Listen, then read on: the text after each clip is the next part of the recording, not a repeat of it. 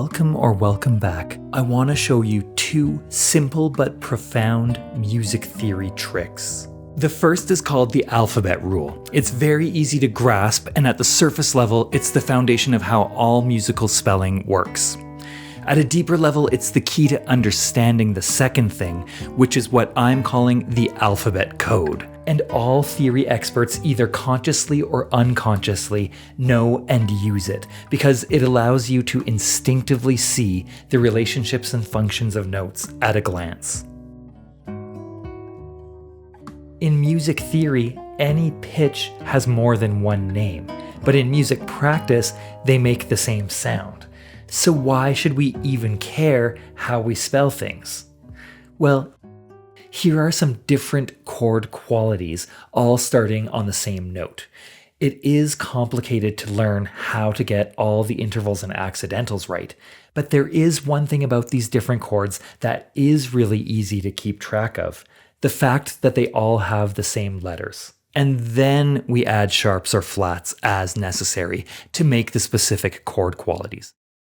Even if you can barely read music, if you see this snowman shape, then you can be pretty sure that you've got a simple root position triad. Here's an A major triad correctly spelled A C sharp E. But if we respelled the C sharp as a D flat, it would look different, and so it's sort of like trying to read words written like this. Hi friends, I hope you're ready to do some reading. That's why we have the alphabet rule, which is simply this. With diatonic or sort of normal scales, each tone in the scale gets its own letter name, and each letter of the musical alphabet is used exactly once. With our A chord example, let's think about how we'd have to spell the parent A major scale if we use D flat. We start with A and we can use B no problem, but if the third note is already the letter D, then there's nowhere to fit a C. And then are we going to call this E double flat and so on? If we don't use a C, we'll definitely need to use one of the other letters twice to make up for it, unless we call this D flat and this C double sharp, which is hilariously absurd.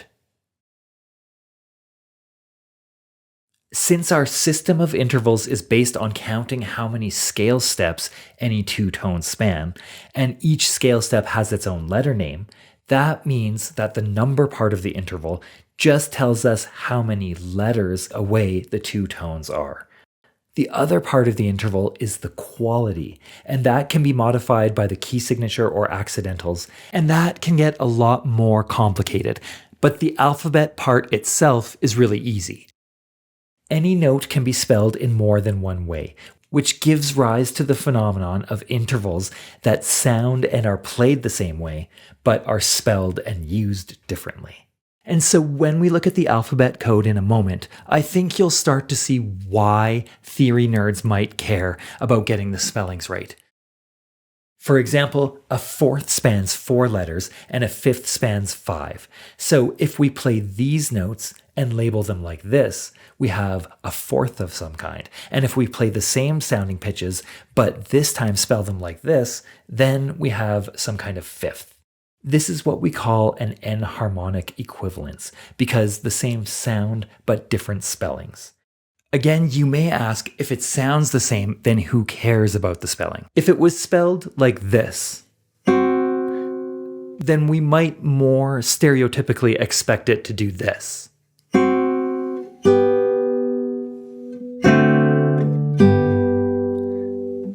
But if it was spelled like this, then we might expect it to do this.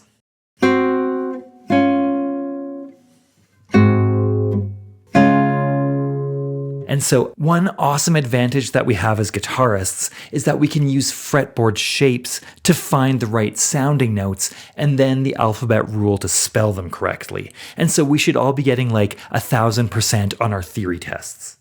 For example, if we happen to know that this shape is a major third, then we can just move the shape to start on whatever note. And then we have the right sounding notes.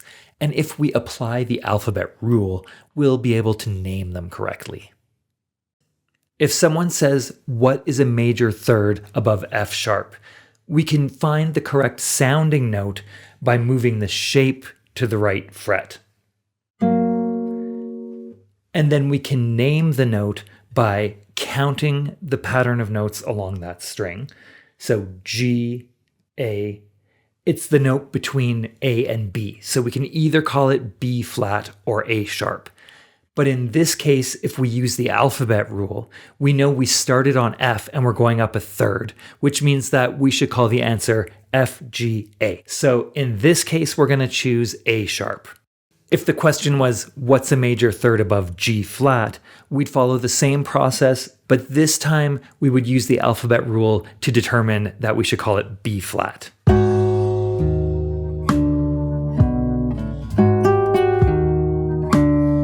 And now let's look at what I'm calling the alphabet code.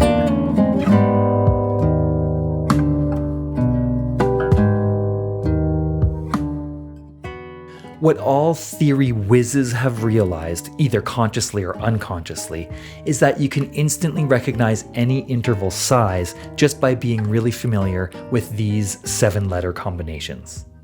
For beginners, the concept of key signatures can get really complicated, but the idea is to make it easier for us to just focus on the letter names or their visual representations. So any line or space could sort of be the main boss note, and then the key signature just cleans it up so that the other letters will automatically default to the correct sounding versions of the note for that scale.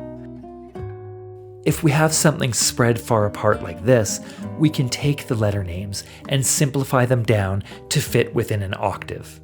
And we also want to be good at seeing the closest order of notes. And so if we see this, we can further simplify it down into a snowman root position triad. But we basically do it through knowing the alphabet code. You can see how mastering these letter combinations is the key to knowing triads, but that's not even the real alphabet code. And I'd like to further claim that you can instantly know half of any answer you'll ever need in music theory if you just learn this. The alphabet code is what we get by skipping through the musical alphabet in thirds.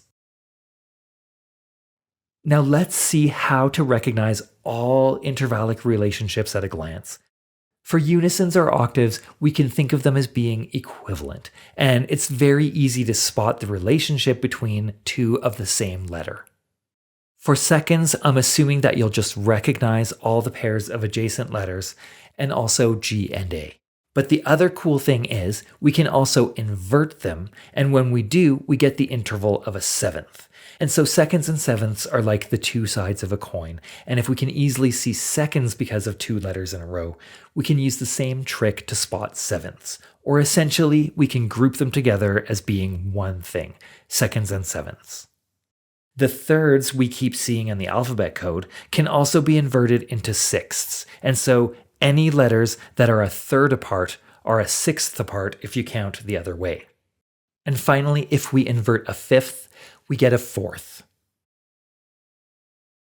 One way to remember which intervals are equivalent by inversion is that they always add up to 9. So unisons and octaves, seconds and sevenths, thirds and sixths, and fourths and fifths. So the alphabet code is basically a way to quickly know and analyze the relationships between notes. Since we can think of inverted intervals as being harmonically equivalent, we only need to be able to identify certain letter relationships. It's quite easy to spot two of the same letter, and so we can easily spot unisons and octaves. It's also pretty easy to spot seconds because of the two consecutive letters, and if we have two consecutive letters but arranged the other way, we'll have a seventh.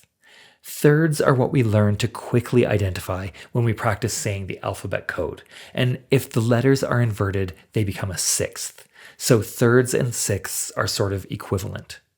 Fifths are the letters 2 spots away from each other on the alphabet code, and they invert into fourths. Thanks for those who made it to the end of this video. Please consider showing the algorithm some love and